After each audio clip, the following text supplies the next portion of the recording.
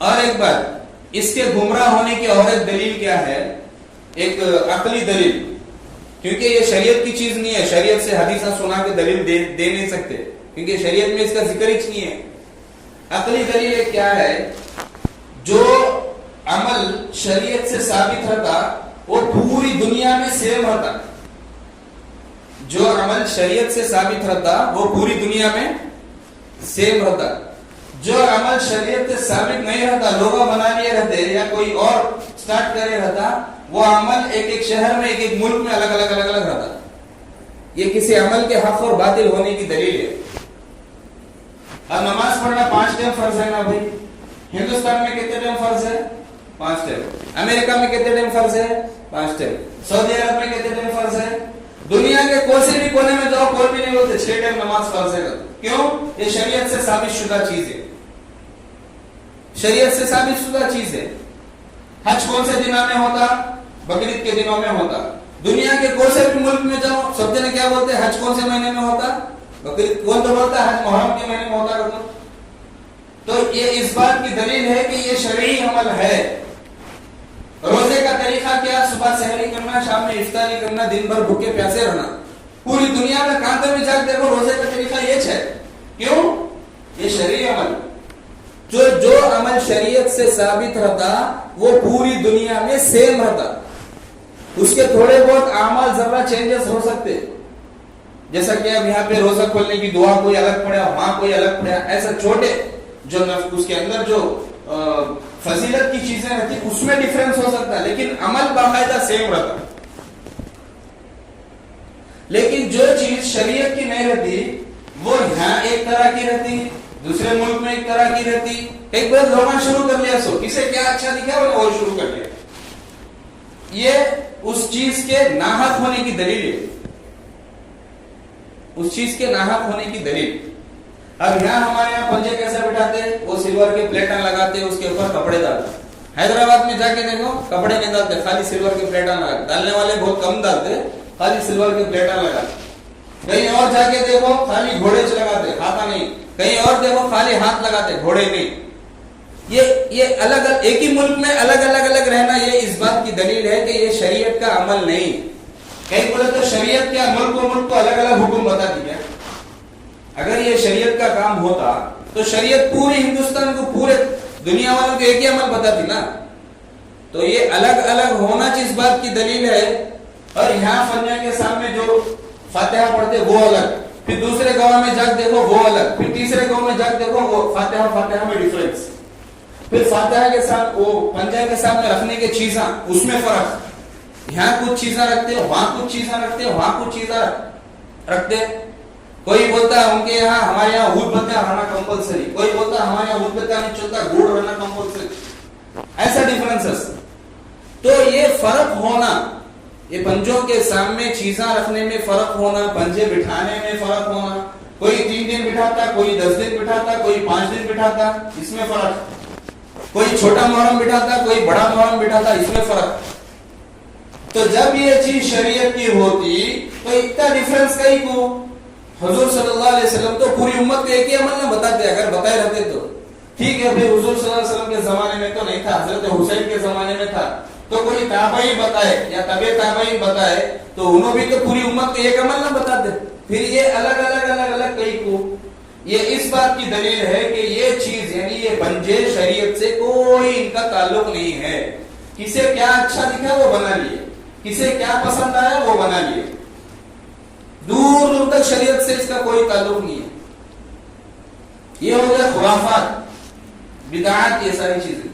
اور اس میں ایک شرک کام یہ ہوتا، بہت بڑا گناہ شرک کے بارے میں اللہ تعالیٰ فرمائے ان الشرک لظلم عظیم، ظلموں میں سب سے بڑا ظلم شرک ہے۔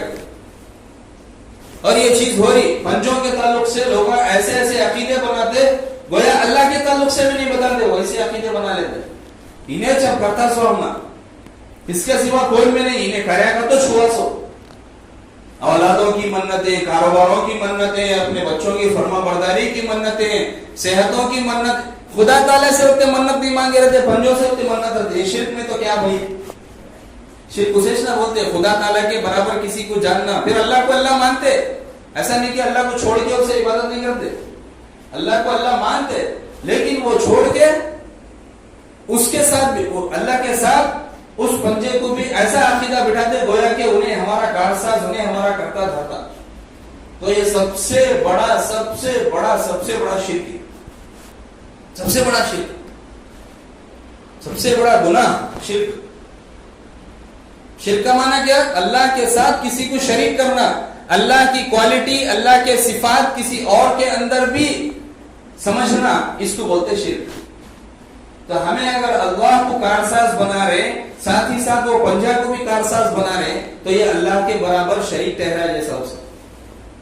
اگر ہمیں اللہ کو اولاد دینے والا مان رہے اور پنجوں کو بھی اولاد دینے والا مان رہے, تو ہمیں اسے شریک ٹھہرا جیسا اللہ کے برابر, اولاد دینے والی صفت میں. اگر ہمیں ہمارے کاروبار کے نفع نقصان کا مالک اللہ کو سمجھ رہے اور اس پنجے کو بھی سمجھ رہے, چاہے وہ کتنے 100 سال پرانا تو رہنے دے.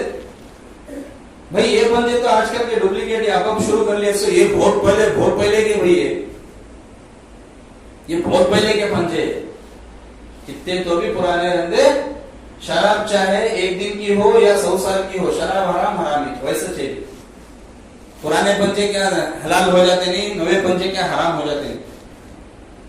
لیکن اس میں کئی سارے مسلمان ملوث ہیں, کئی سارے مسلمان کھلی طور پہ شرک کی بو آ رہی, بو کیا پورا کھلا شرک ہی چاہیے, لیکن اس کے باوجود بھی لوگ اس سے عقیدے بناتے, یا بعض عقیدے نہیں بنائے تو بھی اس میں پیسوں سے مدد کرتے,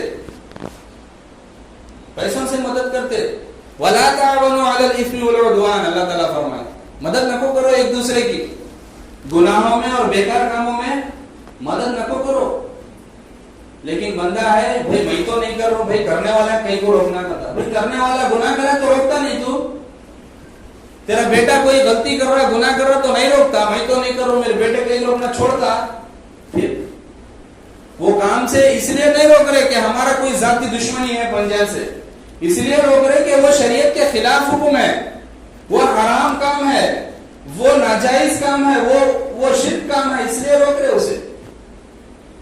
لیکن اللہ معاف کرنا, یہاں ہمارے بنڈاری سے 15 کلومیٹر دور ایک گاؤں ہے, وہ کھیڑے میں کون سے کی امام صاحب جو ہے پنجہ نہیں بٹھانا تھا, بولے تو مسجد سے نکال ڈالے, امامت سے نکال ڈالے. ایسا عقیدہ بڑھ گیا پنجوں سے لوگوں کا. 15 کلومیٹر کیا کہ گاؤں کا نام ہے تاڑو روڈ میں گاؤں, امامت سے نکال دیے. کیا بھائی کہیں تو بھائی اچھی خاصی امامت چل رہی تھی نا بھائی, بول نہیں پھر ایسا پنجوں کے تعلق سے بولے ہم نہیں نکال. ایسا عقیدہ پنجوں کے تعلق سے بیٹھ گیا ہمارے. تو یہ سراسر گمراہی ہے, یہ سراسر ظلم ہے. خود بھی اس سے بچنا اور اپنے گھر والوں کو بھی اس سے بچانا, خاص کر عورتوں کو اس سے بچانا. پنجے دیکھنے جانا, یہ گنپتی کی جو عید آتی نہیں, وہ دیکھ کو مسلمانوں بھی اسے اچھا اور بڑھاوا مل جا رہا ہے. سیم اس میں جو ہوتا اس میں بھی وہ ہوتا, سیم. اس میں چندہ وصول کرتے, اس میں چندہ وصول کرتے, وہ 11 دن بیٹھتا, یہ بھی چند دن بیٹھتا, اس میں بھی سامنے مٹھایا, اس میں بھی مٹھایا, اس میں بھی زیارت کو گھومتے, اس میں بھی لے لے کو سیم ٹو سیم مشابہت. اس میں بھی ایک حدیث اللہ کے نبی صلی اللہ علیہ وسلم فرماتے, من تشبہ بقوم فہو منہم, جو جس قوم کی طرح کرے گا وہ اسی کے ساتھ ہو جائے گا قیامت کے دن. کوئی اگر کسی قوم کے جیسا کرا عمل تو قیامت کے دن میں وہ قوم میں اٹھایا جاتا ہے. تو سوچو ہمیں اگر یہ پنجوں کے پیچھے اگر پڑے یا پنجوں کو مانے یا ان کا عقیدہ رکھے یا ان کی مدد کرے, تو کل قیامت کے دن یہ گنپتی بٹھانے والوں کے ساتھ اٹھائے جاتے ہیں. کامیاب ہو جائیں گے ہم یہ گنپتی کے ساتھ, کامیاب ہو جائیں گے ہم یہ جہالت گمراہی کے ساتھ. سمجھنے کی بات ہے, ہمیں بھی بچنا اور ہمارے معاشرے والوں کو اور محلے والے اور گھر والوں کو بچانا. بھئی وہ حرام کام ہے بھی نہیں جانا, محبت سے, پیار محبت سے سمجھانا, ناجائز کام. اب یہ سارے حکم تو پتہ چل گئے, معلوم ہو گئے کہ یہ سب کیا ہے, یہ جہالت ہے, گمراہی ہے. اب اس پہ سب سے بڑا سوال یہ پیدا ہوتا, اگر یہ گمراہی ہے, اگر یہ جہالت ہے, اگر یہ ناجائز اور شرک کام ہے, تو کتنے کی لوگوں کے منتیں پورے ہو جاتے نا پنجاب سے, کیسا ہوتے وہ.